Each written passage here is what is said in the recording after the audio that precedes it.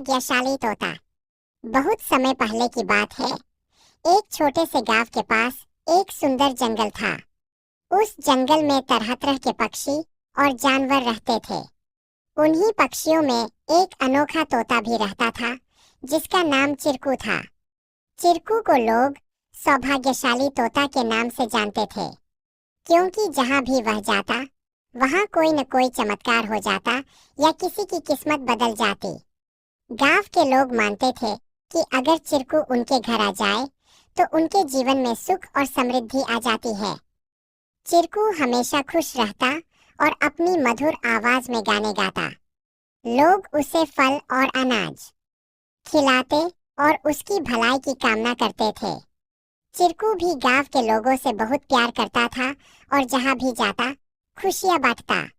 एक दिन गांव में एक गरीब किसान, जिसका नाम रघु था, बहुत परेशान था। उसकी फसलें बर्बाद हो गई थीं और उसके पास खाने को भी कुछ नहीं था। वह दिन रात मेहनत करता, लेकिन किस्मत उसका साथ नहीं दे रही थी। एक दिन रघु ने गांव के लोगों से चिरकू के बारे में सुना और सोचा कि शायद यह सौभाग्यशाली तोता उसकी भी मदद कर सकता है। रघु ने तय किया कि वह चिरकू से मिलकर अपनी किस्मत बदलने की विनती करेगा। अगले दिन वह जंगल की ओर चल पड़ा और चिरकू को खोजने लगा। बहुत ढूंढने के बाद उसे चिरकू एक पेड़ की डाल पर बैठे हुए मिला। रघु ने बड़े ही आदर के साथ कहा। चिरकू ने रघु की बातें ध्यान से सुनी और उसकी आंखों में दया उमड़ आई। चिरकू ने अपनी चोंच में एक छोटी सी चमकती हुई पत्ती उठाई और रघु को देते हुए कहा, यह जादुई पत्ती है। इसे अपनी जेब में रख लो और जब तुम अपने खेत में काम करने जाओ, तो यह पत्ती तुम्हारी किस्मत बदल देगी। रघु ने धन्यवाद कहा और वह पत्ती लेकर अपने घर लौट आया। अगले दिन वह अपने खेत में काम करने के लिए गया। जैसे ही उसने खेत में जुताई शुरू की, अचानक से बारिश होने लगी। उसकी सूखी जमीन हरी भरी हो गई और थोड़े ही समय में उसकी फसलें लहलहा उठीं। रघु की मेहनत सफल हुई और उसकी किस्मत सच में बदल गई। अब रघु के पास भरपूर अनाज था और वह फिर से खुशहाल जीवन जीने लगा। उसने गांव के लोगों को चिरकू की बुद्धिमानी और उसके द्वारा दी गई जादुई पत्ती के बारे में बताया। सभी लोग चिरकू की प्रशंसा करने लगे और उसे और भी अधिक प्यार देने लगे। लेकिन चिरकू ने रघु को एक बात कही थी, याद रखना, यह पत्ती सिर्फ तुम्हारी मेहनत का साथ देगी। अगर तुम मेहनत करना छोड़ दोगे, तो यह भी अपना जादू खो देगी। रघु ने चिरकू की बात समझ ली और कड़ी मेहनत जारी रखी। धीरे धीरे उसकी स्थिति पहले से बहुत बेहतर हो गई। वह गांव के सबसे सफल किसानों में से एक बन गया। लेकिन उसने कभी यह नहीं भूला कि उसकी सफलता में चिरकू और उसकी मेहनत का कितना बड़ा हाथ था। कहानी से सीख।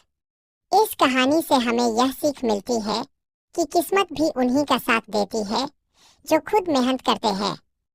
सौभाग्य और अवसर तभी काम आते हैं जब हम अपने प्रयासों से उन्हें सही दिशा देते हैं। गुड़िया बेटी, क्या आपको भी बेर खानी है?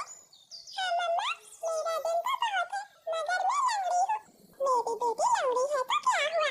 उसकी माँ तो स्वस्थ है। चलो, आज मैं आपको बेरी के पेड़ पर ले जाती हूँ। आप भी जग्गू कुक्कू की तरह डाल पर बैठकर खूब बेर खाना। अब जल्दी चलो। फिर एक टोकरी में गुड़िया को बिठाकर मम्मा चिड़िया भी घर से बाहर चली जाती है। खट्टा मीठा बेर है, दिल कर रहा है इसकी गुठली भी खा जाऊं। नहीं जग्गू, गुठली नहीं खाना, बेर बहुत है, तुम बेर को ही खाओ। मैं तो कुछ बेर अपने घर भी लेकर जाऊंगा। कोको दोस्त, वो देखे, आपकी मम्मा भी इसी तरफ आ रही है। शायद उन्हें भी खट्टे मीठे बेर खाने होंगे। फिर मम्मा चिड़िया गुड़िया के साथ पेड़ पर बैठ जाती है। गुड़िया तो कई महीनों के बाद घर से बाहर आई थी। वो बहुत खुश होती है। यहाँ कितना अच्छा लगता है, खुला आसमान, चारों तरफ पेड़ पौधे और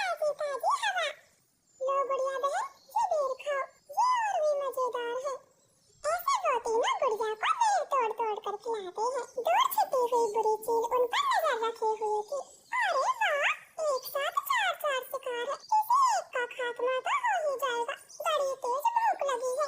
फिर वो बुरी चील धीरे धीरे बेरी के पेड़ तक पहुंच जाती है और एकदम से उन्हें घेर लेती। जग्गू और कुकू तो डर के मारे मम्मा चिड़िया के पीछे छिप जाते हैं। सब ऐसे ही खड़े रहो, अगर एक भी भागा तो कच्चा चबा जाऊंगी, बड़ी तेज भूख लगी है मुझे। नाना चील जी, हमें जाने दे, हमारी जान बख्श दे, छोटे बच्चों पर रहम करे। नाना चिड़िया, किसी एक को तो अपना शिकार बनाकर ही खाऊंगी। चील उनके सामने बैठी थी, तभी धीरे से जग्गू कौवा कुकू के कान में बोलता है, कुकू दोस्त, इस चील को गुड़िया को सौंप देते हैं, वैसे भी गुड़िया लंगड़ी है, ये जीकर क्या करेगी, कम से कम हम तीनों की तो जान बचेगी। जग्गू की ये बात सुनकर कुकू तुरंत अपनी माँ से बोलता है, मम्मा मम्मा, गुड़िया को यहीं छोड़ दो और चलो यहाँ से, हम अपनी जान बचाते हैं। हाँ भाई, ये भी ठीक है, मेरा काम इस लंगड़ी चिड़िया से ही चल जाएगा, तुम सब चले जाओ। चील ने इतना कहा ही था कि तभी नाना चिड़िया जोर से चील को धक्का मारती है और पेड़ से नीचे गिरा देती।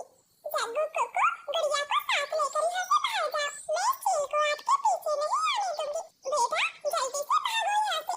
इतना कहकर राना चील पर हमला कर देती है और जग्गू और कुकू टोकरी लेकर वहाँ से भाग जाते हैं। चिड़िया और चील में काफी देर तक लड़ाई होती है और आखिर में चील रानों को जाल से मार देती है।